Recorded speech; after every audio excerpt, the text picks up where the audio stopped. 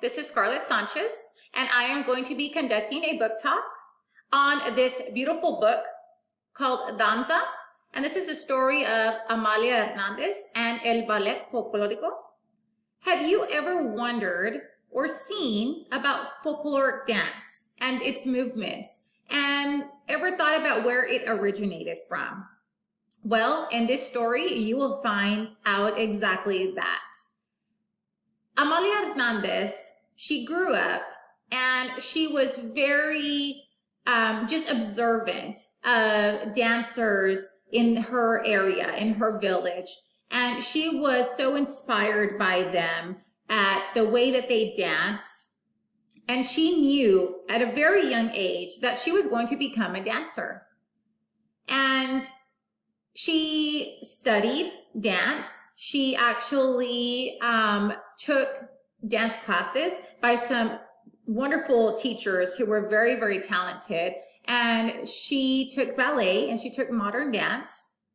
And she just was very drawn by folk dance that she had already picked up way earlier on. And so what she did is she decided to travel throughout Mexico and just to get to know the different styles of dance in all of the areas of Mexico. And she took what she knew and she just put her own twist on things, and she formed El Ballet Folklorico de Mexico. And Amalia Hernandez is somebody who really cared about her culture. She really just loved the people in Mexico and just wanted to honor the people there and honor the traditions and the culture. And she displayed that through her dance company. She encouraged others to also take that pride in their culture, just like the way that she did. She did face her own challenges along the way.